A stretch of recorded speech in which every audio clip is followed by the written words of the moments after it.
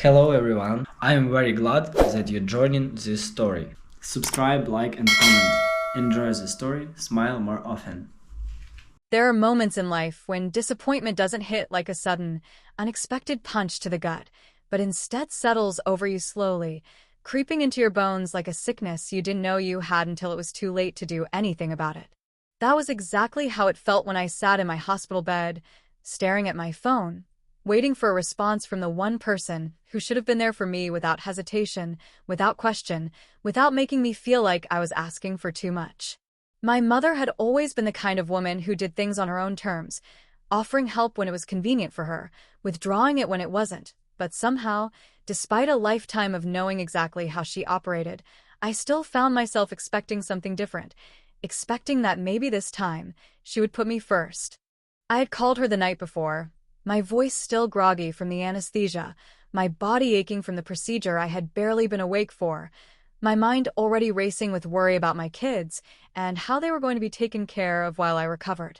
I didn't have anyone else to call, no other family nearby, no close friends who could drop everything on such short notice, and so I did what any daughter would do. I turned to my mother, the woman who had raised me, the woman who had always preached about the importance of family, the woman who had never once hesitated to step in whenever my sister needed something. She picked up on the third ring, her voice bright, cheerful, completely oblivious to the fact that I was lying in a hospital bed, struggling to keep my eyes open, feeling like I'd been hit by a truck. "Oh, sweetheart," she said when I explained everything, when I asked if she and Dad could take the kids for a day or two, just long enough for me to get back on my feet, just long enough for me to breathe. "You know we'd love to, but your father and I just don't have the energy for that anymore. We're getting older and watching little kids all day? It's just too much for us." Her words were gentle, almost apologetic, wrapped in the kind of manufactured sympathy that made my stomach twist, because I knew, deep down, that she wasn't telling me the full truth, that there was something else behind her refusal, something she wasn't saying. Still, I forced myself to accept it, to smile through the disappointment, to tell her it was fine, that I'd figure something else out, even though I had no idea what that was supposed to be. I spent the rest of the day in and out of sleep, my body exhausted, my mind clouded by pain medication, my phone silent on the table beside me, untouched, unopened, no messages, no missed calls, nothing from her, nothing from my sister, nothing from anyone. By the time I was discharged, by the time I was strong enough to stand on my own 2 feet again, by the time I had convinced myself that I was overreacting, that maybe she really was just too tired, too old, too worn out to help, I had almost convinced myself to let it go. But then, later that evening, my phone buzzed with a message from my cousin, a casual text sent without any awareness of the bomb she was about to drop on me. "Look how cute they are." The photo came through a second later, bright and clear, the image so sharp it made my head spin, and there, sitting in my sister's backyard, was my mother, smiling, relaxed, holding my sister's youngest in her lap while the other two ran around her, laughing, playing, completely at ease in a way she had never been with my children. I stared at the photo for so long my vision blurred, my mind struggling to reconcile what I was seeing with what I had been told, with the way she had sighed over the phone, claiming she was too exhausted, too old, too incapable of running around after little kids. And yet, there she was, doing exactly that, acting as if it was the most natural thing in the world, as if she hadn't just hours earlier told me it was impossible, as if she hadn't left me stranded in a hospital bed with no one to help me while she played the role of the perfect grandmother to my sister's children. The anger that surged through me was immediate, hot and suffocating, burning away every last trace of guilt or doubt I had felt earlier, replacing it with something else, something colder, something unforgiving. I didn't even hesitate before calling her, my hands shaking, my breath coming out in short, uneven bursts, my heart pounding so hard it drowned out everything else around me. She answered on the second ring, her voice still light, still cheerful, completely unaware of the storm about to hit her. "Oh, sweetheart, how are you feeling?" she asked, like she hadn't just betrayed me, like she hadn't just made it crystal clear where I stood in her life, like she hadn't just chosen my sister, again, always, forever, over me. I didn't bother with pleasantries, didn't waste time easing into it, didn't give her the chance to control the conversation the way she always did. You told me you could watch my kids because you were too tired, I said, my voice shaking, my anger barely contained, my hands gripping the edge of the kitchen counter so hard my knuckles turned white.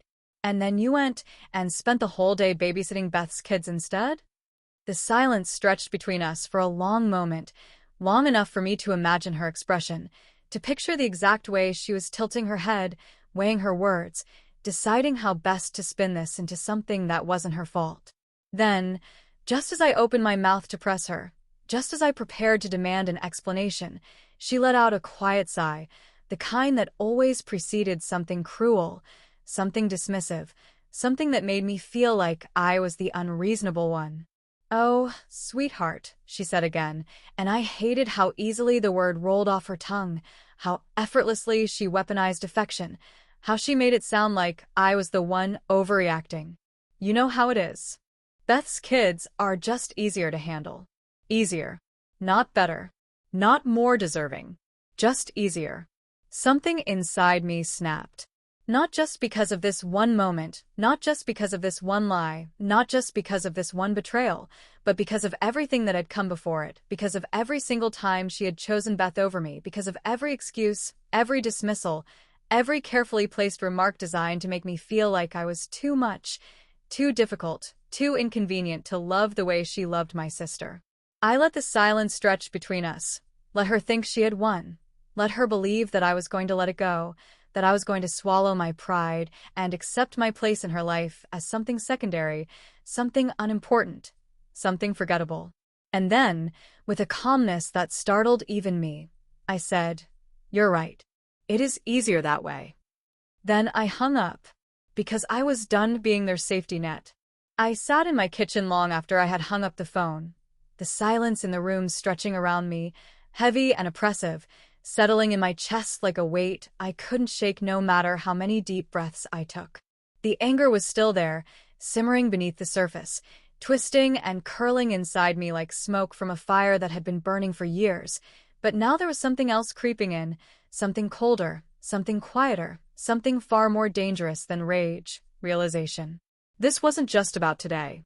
This wasn't just about the phone call, the hospital, the lie she had told me, the way she had so easily dismissed me while showering my sister's children with the love and attention she had never been able to give mine. No, this had been happening for years, for decades, for as long as I could remember, slipping beneath the surface of my life like an undercurrent, pulling me along with it, keeping me just close enough to believe I was part of the family, while always making sure I knew, deep down, that I would never really belong in the same way my sister did.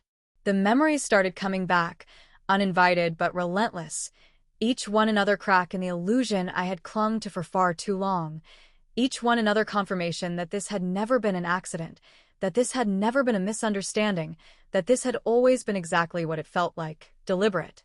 I remembered birthdays where Beth's presents were stacked high on the dining room table, wrapped in beautiful, shimmering paper, each one a carefully chosen gift meant to make her feel special, while mine sat off to the side, wrapped hastily, thoughtlessly, almost like an afterthought, something obligatory rather than something given with love.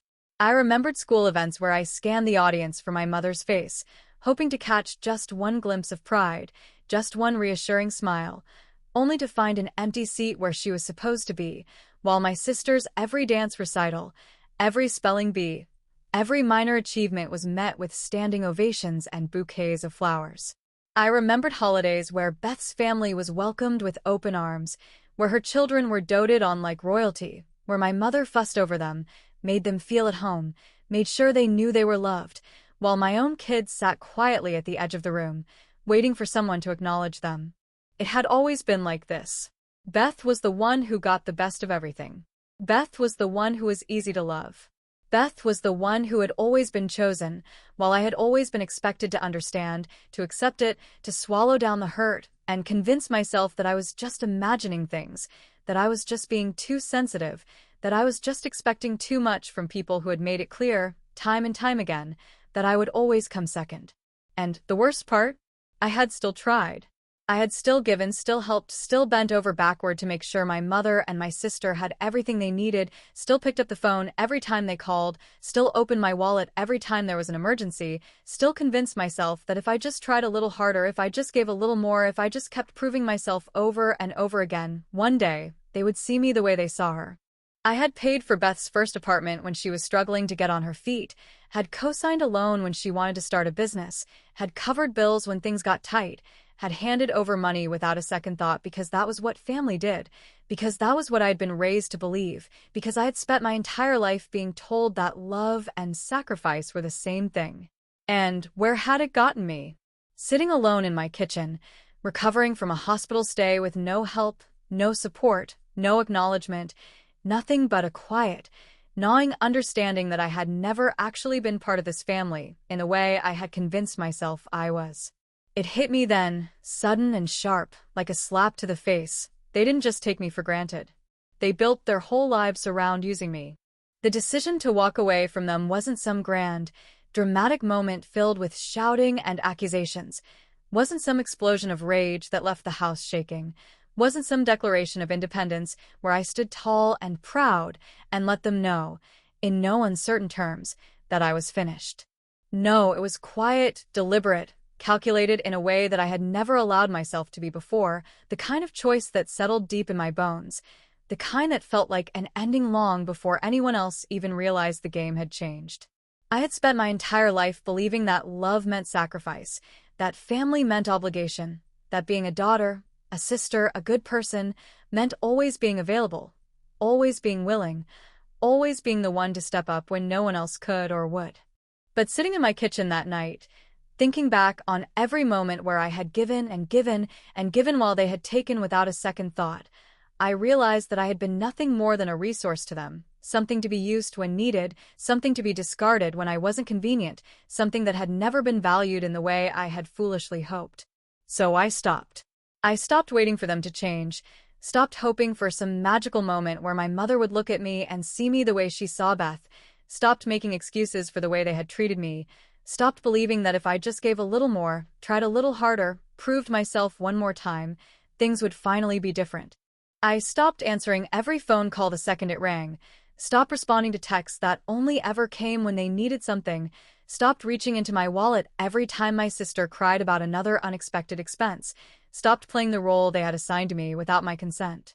The first thing I did was hire a nanny, a quiet, efficient woman named Carla who showed up on time, took care of my kids without complaint, and never once made me feel like I was burdening her with my existence. She was expensive, more than I had expected, more than I wanted to spend, but the first time I came home and found my kids happily playing, well-fed, safe, cared for, I realized that for the first time in my life, I was putting my money towards something that actually gave back to me, something that didn't leave me feeling hollow and used and exhausted. And then, with the same quiet certainty that had settled in my chest the night my mother betrayed me, I cut them off financially, stopped the flow of money that had been keeping their lives comfortable, waiting to see how long it would take before they noticed. I didn't say anything, didn't warn them, didn't give them the chance to argue or plead their case, just watched as the weeks passed and the slow realization began to set in that their safety net was gone, that the person they had depended on for years without a second thought was no longer playing along.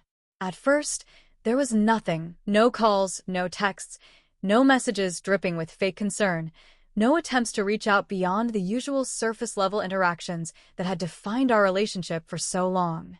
But then, as the weeks stretched on, the cracks began to show, small at first, barely noticeable, but unmistakable to someone who had spent her entire life waiting for them to need her. Beth was the first to reach out, her messages carefully worded, pretending like she was just checking in, like she was just being a good sister, like she hadn't spent years taking from me, without a second thought. "Hey, haven't heard from you in a bit. Everything okay?" I ignored it. A few days later, another message. "Mom said you've been acting weird lately. If something's going on, you can talk to me." I ignored that one too. Then, finally, after nearly a month of silence, she dropped the act completely. "Did you forget that the car insurance is due?" And there it was. She hadn't reached out because she missed me, hadn't reached out because she had finally realized how badly she had treated me, hadn't reached out because she wanted to make things right. She had reached out because she needed money, because she had grown so used to me covering things that she hadn't even thought about the fact that I might not be willing to do it anymore. I didn't respond. A few days later, my mother called, her voice sugary sweet, laced with the kind of forced affection that always meant she wanted something, the kind of tone she only ever used when she was trying to manipulate me into giving her what she wanted. "Oh, sweetheart," she said, drawing the word out, making it sound like she was just so happy to hear my voice, like she hadn't spent years making me feel like I was less than my sister. "I was just thinking about you. We haven't talked in so long. I was getting worried." I let her talk, let her go on about how much she missed me, about how things had been so stressful lately, about how my sister was going through a hard time and how she and Dad were trying their best to help, but you know how expensive everything is these days. I waited, because I knew it was coming, because I had heard the song before, because I had memorized the lyrics and could sing along without missing a single beat. And then, finally, she got to the point. "I hate to even ask," she said, her voice dipping into that well-rehearsed tone of forced humility, of "I would never impose, but you know how things are, of you're such a good daughter, and I hate putting this on you, of I know you understand, sweetheart, because you've always been the responsible one. But Beth is a little short on money right now, and you know she's been struggling so much, and I just thought, well, if you could help just this once, I know it would mean the world to her." I let the silence stretch, let her feel the absence of my immediate agreement, let her sit in the weight of the choice I was about to make, let myself enjoy, just for a second, the way the balance of power had shifted, the way she was now the one waiting on me. Then, finally, I exhaled, slow and measured, the kind of breath that came with knowing that something irreversible was about to happen, the kind of breath that came with knowing that, for the first time in my life, I was choosing myself over them. "Sorry, Mom," I said, my voice steady, my heart calm, my decision final. "I can't help this time." I could hear the sharp intake of breath, the stunned silence, the way she struggled to come up with a response, the way she hadn't expected me to say no, the way she had assumed, even after everything, that I would still be the same person I had always been, still be the person they had built their entire lives around. But I wasn't. Not anymore. And as I hung up the phone, feeling lighter than I had in years, I knew it was only a matter of time before they came crawling. The silence between us didn't last as long as I had hoped it would, but I knew, deep down, that it was never going to. People like my mother and my sister never just let things go, never just accept no for an answer, never just take responsibility for the damage they've caused. They push, they manipulate, they twist reality until they are the victims, and you are the one who has wronged them. So I wasn't surprised when the texts started coming in, wasn't shocked when the phone calls picked up again, wasn't caught off guard when the carefully crafted guilt trips began to take shape in the form of passive-aggressive messages, offhand comments, and sudden, dramatic declarations of how hard things had been lately. Beth was the first to reach out again, this time abandoning all pretense of casual conversation and cutting straight to the part where she wanted me to feel bad for her. "Hey, things have been really tight this month. Mom said you're going through some kind of phase or something, but if you could just cover the car insurance this one last time, I'll figure things out from there. I promise." I stared at the message, letting the words sink in, letting the absurdity of it wash over me, wondering if she truly believed that this was how the world worked, that I was some endless well of financial support she could tap into whenever things got inconvenient for her, that I would always be waiting in the wings, ready to clean up her messes while she went on pretending that her choices had no consequences. I didn't respond, didn't even acknowledge it, just let the message sit there unread until, 3 days later, she tried again. "Look, I don't know what's going on with you, but you're really making things harder than they need to be. We're family, we're supposed to help each other, and I've never asked you for anything you couldn't afford to give. But fine, if this is how you want to be, just know that when you need something, don't expect me to be there for you." I almost laughed at the sheer irony of it, the way she could say something so absurd with what I could only assume was absolute sincerity, the way she could twist reality so effortlessly, rewriting the story, so that I was the one being cruel, I was the one abandoning her, I was the one breaking some unspoken rule of loyalty that, somehow, only seemed to apply to me and never to them. But Beth wasn't the one I had been waiting for. No, I had known from the start that my mother was going to be the real fight, that she was never going to just let this go, that she was going to dig her nails in and drag this out for as long as it took until I gave in, until I folded under the pressure, until she had guilted me into forgetting why I had ever drawn this boundary in the first place. Her first attempt was subtle, a casual voicemail left on a Tuesday morning, her voice warm, affectionate, full of manufactured concern. Hi, sweetheart. Just wanted to check in on you. It's been so long since we talked, and I just worry, you know? I know you've been going through something, and I just hope you know that no matter what's going on, you can always come to me. Love you. Call me back. I deleted it without responding. The next voicemail came 2 days later. The warmth gone, replaced with something sharper, something more pointed, something that carried just enough bite to let me know that she was starting to get frustrated. I really don't understand what's going on with you lately, but I think it's incredibly selfish to just shut out your own family like this. We've always been there for you, and now, when we need you, you've just disappeared. Do you even care about how much stress you're causing, Beth? Do you even think about anyone other than yourself? I didn't respond to that one either. The third voicemail was angry, venomous, cutting in a way that only a mother who knows exactly how to hurt you can be. You are so ungrateful, do you know that? After everything I have done for you, after all the years I spent raising you, after all the times I bent over backwards to make sure you were taken care of, this is how you treat me? You should be ashamed of yourself. I don't even know who you are anymore. I sat with that one for a long time, listening to it more than once, letting the words sink in, waiting for that familiar sting of guilt to settle in my chest, waiting for the urge to pick up the phone and apologize for something I hadn't done, waiting for the moment when I would cave the way I always had before. But the longer I sat there, the longer I let myself process it, the longer I let myself really hear what she was saying, the more I realized that I didn't feel guilty at all. I felt free. She had spent my entire life making me feel like I owed her something, like love was a debt that could never be repaid, like my very existence was a burden she had so generously carried, like I should be grateful for every ounce of affection she had ever given me, like I was always going to be less than my sister, like my place in this family was conditional. And for the first time in my life, I saw it for what it was. Manipulation. Control. A carefully constructed game designed to keep me right where they wanted me, always giving, always sacrificing, always bending to their will, always believing that if I just tried hard enough, I could finally be worthy of the love they had always so effortlessly given to Beth. But I wasn't playing anymore. And the best part? They knew it. I could hear it in my mother's voice, could see it in Beth's desperate messages, could feel it in the way the tone had shifted, the way they had started scrambling for control, the way they were trying everything, affection, guilt, anger, threats, hoping that something would work, hoping that I would crack, hoping that I would come running back the way I always had before. They were cracking, and I wasn't going to stop it. It took longer than I expected, longer than I had anticipated, longer than I thought they would be able to hold out, but eventually, the desperation started creeping in, slithering its way into their messages, their voicemails, their carefully worded texts that were no longer laced with guilt or anger, but with something new, something unfamiliar, something they had never used with me before, pleading. At first, they had been angry, indignant, insulted by the very idea that I had dared to pull away, that I had dared to step out of the role they had assigned me, that I had dared to disrupt the balance they had built their lives around.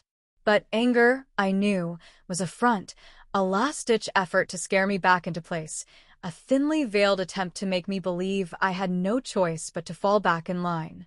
And when that didn't work, when the guilt trips didn't land the way they used to, when the silence stretched longer than they could handle, when my absence started to make things inconvenient for them, they started to crumble. Beth was the first to crack, her messages shifting from passive-aggressive complaints to something more raw, more exposed, more desperate. Look, I know you're mad, and I know we haven't always been the best to you, but this is getting ridiculous. I'm barely making ends meet, and Mom and Dad don't have the money to keep bailing me out. I just need a little help, just this once, and I swear I won't ask again. I didn't respond. A few days later, another message came through, this one even more pitiful, even more desperate, even more carefully crafted to sound like an apology, while still refusing to acknowledge the real problem. I miss you. The kids miss you. Mom won't admit it, but she misses you too. We're family and families fight, but they also forgive. Please don't let this stupid thing ruin us. I let that one sit unread, knowing she was probably staring at her phone, waiting for those littles to pop up, waiting for any sign that I was softening, waiting for the moment I would cave the way I always had before. But I didn't. Then came the voicemail from my mother, her voice unsteady, fragile, thick with a forced sadness that I didn't trust for a second. Not after everything, not after all the years of manipulation, not after all the times she had only ever shown concern when it was convenient for her. Sweetheart, I know I haven't always been the best mother, and I know I've made mistakes, but I never wanted to hurt you. You know how much I love you, don't you? I just don't understand why you're doing this, why you're pushing us away, why you're acting like we're the enemy. We're your family, and we need you. I need you. The weight of her words hung heavy in the air, designed to pull at something deep inside me, designed to make me second-guess everything, designed to trigger that ingrained sense of obligation that she had spent my entire life instilling in me. But for the first time in my life, I didn't feel guilty, didn't feel tempted to go running back, didn't feel the familiar pull of responsibility clawing at my chest. Instead, I felt something else. Satisfaction. Because they weren't just reaching out anymore. They were begging. And I wasn't going to make it easy for them. So I did something that I knew would rattle them, something that would remind them that the dynamic had shifted, that I wasn't the same person I had been before, that they didn't get to dictate the terms of this anymore. I agreed to meet them. But it was going to be on my terms. Beth texted me almost immediately after I told her I would meet them for lunch, her messages suddenly lighter, filled with forced enthusiasm, like she wanted to pretend that everything was normal, like she wanted to pretend that we were just two sisters catching up, like she wanted to ignore the fact that this was nothing more than a calculated attempt to get me back under control. I'm so glad you're finally willing to talk. I know Mom will be so happy to see you. Can't wait to catch up. I stared at the message for a long time, my fingers hovering over the screen, debating whether or not to respond, debating whether or not to give her the satisfaction of thinking that this was going to be some easy, heartfelt reconciliation where we all hugged it out and moved on like nothing had ever happened. But I knew better, because they thought they were getting a second chance. But they had no idea what was coming. I walked into the restaurant knowing exactly what I was going to say, knowing exactly how this conversation was going to end, knowing that no matter how much they begged or how carefully they tried to manipulate the situation, I was not going to let them drag me back into the role I had spent my entire life playing. They thought I was here for some kind of heartfelt reunion, some tearful reconciliation where we all pretended that the past didn't matter, where I let them off the hook, where I handed them exactly what they wanted with no consequences. But they had underestimated just how much I had changed, how much I had grown, how much I had come to understand that I had never been part of this family in the way I had wanted to believe. Beth was already seated when I arrived, her face lighting up with forced enthusiasm, the same fake warmth she had used so many times before, the same carefully crafted expression that she had perfected over the years, the same manufactured sweetness that had always fooled people into thinking she was harmless. "Oh my God, it's so good to see you," she said, standing up like she was about to hug me, like she thought this was going to be some happy little reunion, like she truly believed she could charm her way out of this. I didn't move, didn't offer a smile, didn't give her the reaction she was expecting.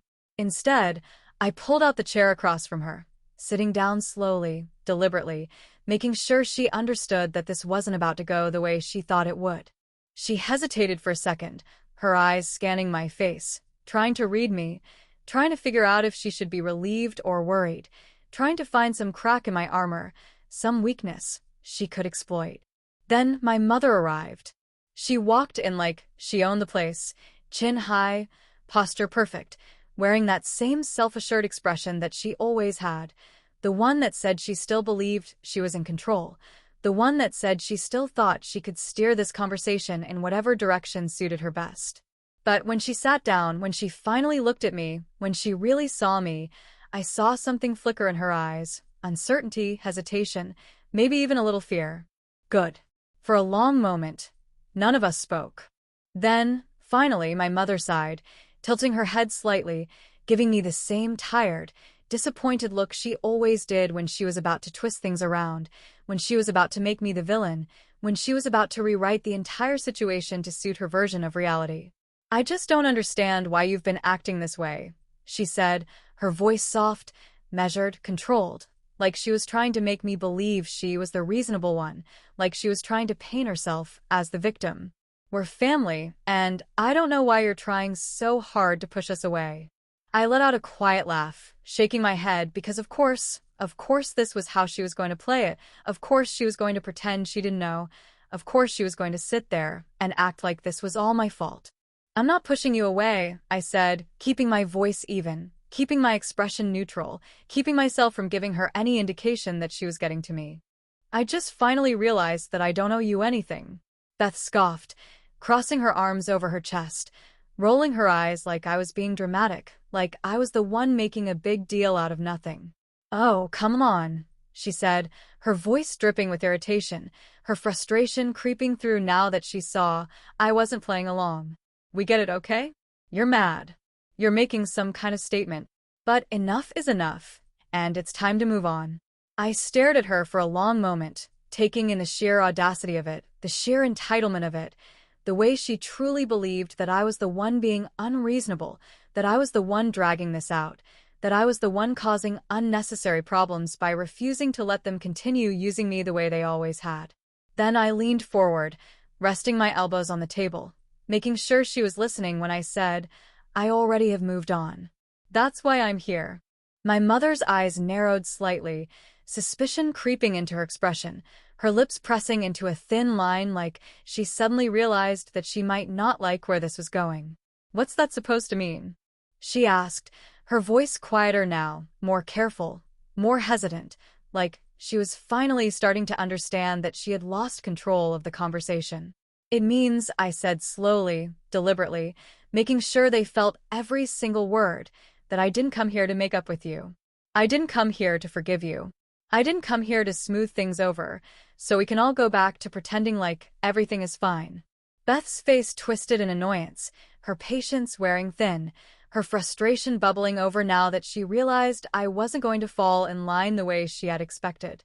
"Then why are you here?" she snapped, throwing her hands up, exasperated. "If you're so done with us, why even bother showing up?" I smiled, slow and steady, letting the silence stretch just long enough to make them uncomfortable, just long enough to let them sit with the realization that whatever they had been expecting from this meeting was never going to happen. "I wanted to see the look on your faces when you realized that you don't have any control over me anymore," I said, my voice calm, unwavering, final. "I wanted to watch you squirm when you realized that all those years of manipulation, all those guilt trips, all those little power plays don't work on me anymore. I wanted to make sure you both fully understood that I'm done, that I don't need you, that I don't want you in my life, and that from this moment forward, whatever happens to you, whatever struggles you face, whatever mess you've made for yourselves, you're on your own." My mother's mouth opened slightly, like she wanted to say something, like she wanted to argue, like she wanted to reach for one last desperate attempt to change my mind, but I didn't give her the chance. I stood up, smoothing down my dress, grabbing my purse, and looking down at them one last time, letting myself take in the stunned, speechless expressions on their faces, letting myself fully absorb the satisfaction of knowing that, for the first time in my life, I was winning. "Enjoy the rest of your lunch," I said with a small smile, turning on my heel and walking away without another word, without looking back, without giving them the satisfaction of thinking they could ever fix this. Because revenge is sweet, but it comes at a price.